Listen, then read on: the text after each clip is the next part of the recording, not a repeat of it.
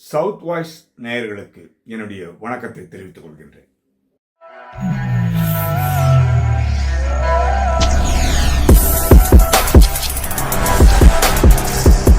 இந்த பிரியாணி கடைக்காரன் ஞானசேகரன், அதாவது அண்ணா பல்கலைக்கழகத்தில் பயின்ற மாணவி மீது வன்மத்தை விதைத்த குற்றவாளி தற்போது சிறையில் இருக்கின்றார்.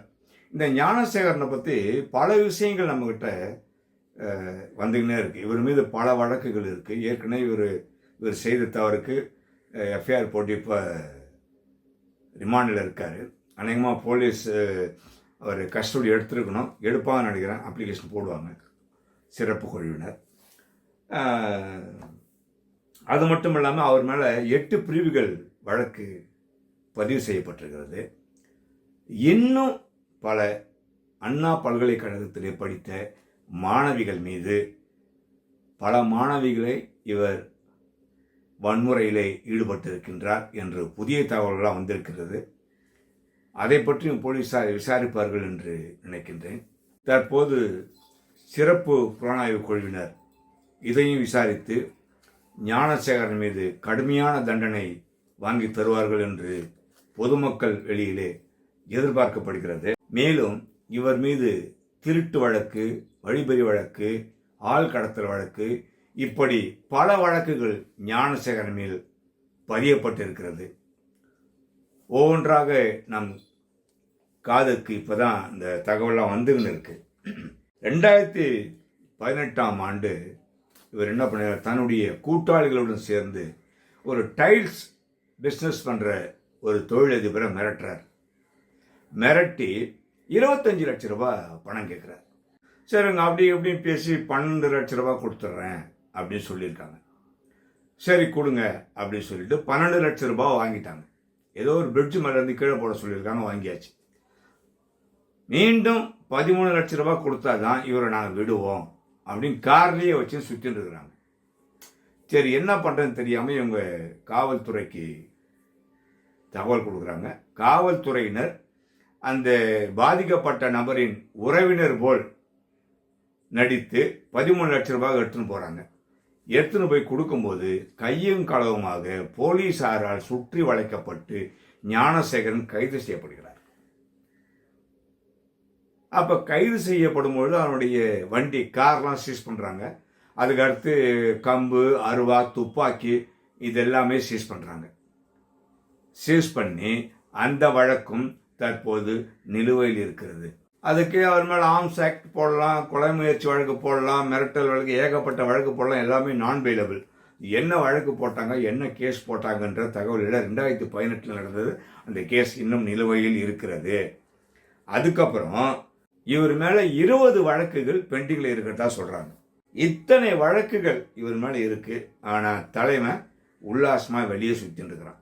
நம்ம சொல்லுவோம், ஆனால் எல்லா கேஸ்லையும் பெயிலில் இருக்கலாம். ஏன்னா வாரண்ட் இருக்கும்போது, சுற்றிலாம் இருக்கும்போது போலீஸ் பிடிச்சிருவாங்க. எல்லா கேஸ்லையும் அவர் பெயிலில் இருப்பார். கோர்ட்டுக்கு வாய்தாக்கு போயின்னு வந்துன்னு இருப்பார். அப்படி வாய்தாக்கு போகலை அப்படின்னா நான் பெயிலபிள் போட்டுருவாங்க, NBW போட்டுருவாங்க. அதில் போலீஸ் அரெஸ்ட் பண்ணிட்டோம். எல்லா கேஸ்லையும் பெயிலில் இருப்பார் இவர். ஆக எந்த வழக்குமே இவர் சரியாக முடிக்கல. அதுதான் இதில் முக்கியமான விஷயம். அது மட்டும் இல்லாமல் இப்பொழுது புதிதாக பொறுப்பேற்றிருக்கின்ற அந்த 3 பெண் IPS அதிகாரிகள் தீவிரமாக இந்த வழக்கை புலன் விசாரணை செய்ய வேண்டும், செய்வார்கள் என்று எதிர்பார்க்கப்படுகிறது. அப்பொழுது விசாரிக்கின்ற பொழுது எத்தனை விஐபிகள் மாட்ட போகிறாங்க, எத்தனை அரசியல்வாதிகள் மாட்ட போகிறாங்க அப்படின்னு தெரியல. ஏன்னா அவர் கொடுக்குற ட்ரீட்மெண்ட்டில் எல்லாத்தையும் கக்கிடுவார். இவர் பின்புலமாக இருக்கிறது யாரெல்லாம் செயல்படுறாங்க, எப்படி ஒரு உல்லாசமாக இவர் இந்த மாதிரி சுற்றின்னு திரிகிறாரு அப்படிங்கிற விஷயம் எல்லாம் இந்த புலன் விசாரணையில் கண்டிப்பாக வரும். இது என்னன்னா, இந்த புலன் விசாரணைகள் மேல் அதிகாரிகள் யாரும் தலையிடக்கூடாது, அரசியல்வாதிகள் தலையிடக்கூடாது, அதாவது ஆளுங்கட்சியினர் தலையிடக்கூடாது. தலையிடாமல் இதை ஃப்ரீடமாக விடணும். அந்த 3 IPS ஆஃபீஸருக்கு இன்வெஸ்டிகேஷனுக்கு என்னென்ன தேவையோ அதெல்லாம் பண்ணி கொடுக்கணும். அவங்க புலன் விசாரணை தலையிடாமல் இருந்தாங்கன்னா கண்டிப்பாக இதுக்கு பின்னால் மிகப்பெரிய சக்திகளாக மாற்றுவதற்கு வாய்ப்புகள் இருக்கும் என்று பொதுமக்கள் வெளியிலே எதிர்பார்க்கப்படுகிறது. ஏற்கனவே நான் சொன்னபடி இந்த பல முறை சொல்லியிருக்கேன் இந்த விஷயத்தை. 20 வழக்கு இருக்கு. 20 வழக்கு எஃப்ஐஆர் அவர் மேல இருக்கிற வரைக்கும் போலீஸ் என்ன பண்றீங்க? திருப்பி திருப்பி நான் இதை தான் சொல்லிட்டு இருக்கேன். கொலை முயற்சி வழக்கு, ராபரி வழக்கு, ஆள் கடத்தல் வழக்கு, மிரட்டல் வழக்கு, கற்பழிப்பு வழக்கு, எல்லா வழக்கும் இருக்கு. ஏதாவது ஒரு கேஸ்லயாவது விட்னஸ் ஏற்றி அவனுக்கு கன்விக்ஷன் வாங்கி கொடுத்துருக்கலாம்ல. ஏன் கன்விக்ஷன் வாங்கி தரல? போலீஸினுடைய ஸ்லாக்னஸ். சொல்லுவாங்க 1000 சொல்லுவாங்க போலீஸ், அதை ஏற்றுக்க முடியாது. 20 கேஸ் இருக்குங்க. 20 கேஸ்ல ஏதாவது ஒரு கேஸ் அவனை பிடிச்சி உள்ள போட்டுருக்கலாம்ல. அப்போ அவனுக்கு பயம் இருந்திருக்கும்ல. இது போன்ற பாலியல் வன்கொடுமையில் அவன் ஈடுபட மாட்டான்ல. எத்தனை முறைங்க இந்த போலீஸுக்கு இந்த மாதிரியான விஷயத்த சொல்றது? அண்ணா பல்கலைக்கழகத்தில் பிரைவேட் செக்யூரிட்டி இருக்கிறாங்க. அதுவே முதல் தப்பு. அதை முதல்ல கழட்டி வெளியே அனுப்பணும். அதன் பிறகு 50க்கும் மேற்பட்ட சிசி கேமராக்கள் பழுதடைந்திருக்கிறது. இது யார் பொறுப்பு? ரெஜிஸ்ட்ரார் பொறுப்பு, வைஸ் சான்சலர் பொறுப்பு, சான்சலர் வேந்தர் என்கின்ற கவர்னர் பொறுப்பு. ஆரம்பத்தில் நான் தான் சொல்லியிருக்கேன், கவர்னர் பொறுப்பு. யாருமே கவர்னரை பற்றி பேச மாட்டேங்கிறீங்க. அதன் பிறகு மகளிர் தேசிய மகளிர் ஆணையம் அண்ணா பல்கலைக்கழகத்தில் விசாரிச்சுட்டு போயிருக்காங்க. அந்த பெண்ணையும், பாதிக்கப்பட்ட பெண்ணையும் விசாரிச்சிருக்காங்க. எல்லாரும் விசாரிச்சிருக்காங்க. கவர்னர்கிட்ட இது சம்பந்தமா கலந்து பேசிட்டு போனாங்களாம். கவர்னரையும் விசாரணைக்கு உட்படுத்த வேண்டும். ஒருவேளை கவர்னர் மகளிர் தேசிய மகளிர் ஆணையத்துக்கு விசாரிக்கிறதுக்கு அதிகாரம் இல்லையே எனக்கு தெரியலங்க. அந்த லா ப்ரொசீஜர் என்ன நமக்கு தெரியல. அதனால போயிட்டாங்களா என்னன்னு தெரியல. ஏன்னா பல்கலைக்கழகத்துக்கு முழு பொறுப்பு கவர்னர் தான். எது ஒன்று நடந்தாலும் கவர்னர் தான் பொறுப்பு. அது யாருமே பேசலை. ஏன் பேசலன்னு தெரியல. சும்மா சாட்டையில் அடிச்சுக்கிறது, செருப்பில்லாத போது, அதெல்லாம் பாலிடிக்ஸ். அதெல்லாம் பண்ணாதீங்க.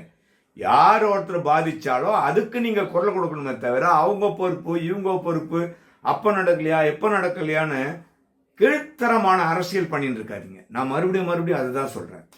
நீங்க உங்களுடைய கட்சிக்காகவும் உங்களுடைய சுயலாபத்துக்காகவும் பாலிடிக்ஸ் பண்றீங்க தவிர ஒரு விக்டிம்காக யாருமே பேச மாட்டேங்கிறீங்க. இது காலமா இதுதான் நடந்துட்டு இருக்கு. எதை பத்தி நீங்க கவலைப்படுறதே கிடையாது. ஆனால் நான் என்ன சொல்றேன், இவங்க யாரும் கவலைப்பட மாட்டாங்க.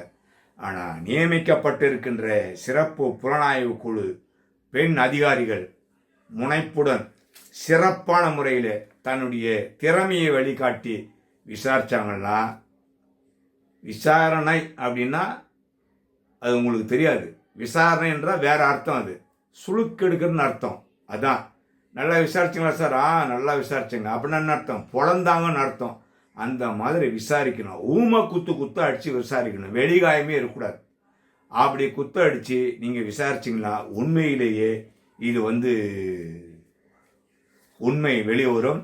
காவல்துறையினருக்கு மறுபடியும் நான் அன்பான வேண்டுகோள் உங்களுக்கு என்னன்னா, எஃப்ஐஆர் போட்டு ரிமாண்ட் பண்றீங்க, அதோடு விட்டுறீங்க. சார்ஜ் ஷீட் போட்டு இம்மிடியட்டா கூண்டை ஏற்றி எப்படியாவது பிடிச்சி உள்ள போடுங்க. மீண்டும் உங்களுக்கு தான் தலையெழுத்து. இதே டிஎஸ்ஆர் கேட்பாங்க, டெய்லி டிஎஸ்ஆர். அதே மாதிரி ஒவ்வொரு முறையும் யூஐ கேஸ் கேட்பாங்க. இதெல்லாம் கேட்குறாங்களா இல்லையா மேல் அதிகாரின்னு ஒன்றுமே புரியல. அதனால காவல்துறையினர்கள் உடனடியாக இது போன்ற ஆளெல்லாம் தூக்கி உள்ள போட்டு தண்டனை வாங்கி கொடுங்க எப்படியாவது. இல்லைனா இது போன்ற குற்றங்கள் தொடர்ந்து நடந்தேறிக்கொண்டே இருக்கும். மீண்டும் இன்னொரு காணொலி காட்சியில் உங்களை சந்திக்கின்றேன். நன்றி, வணக்கம்.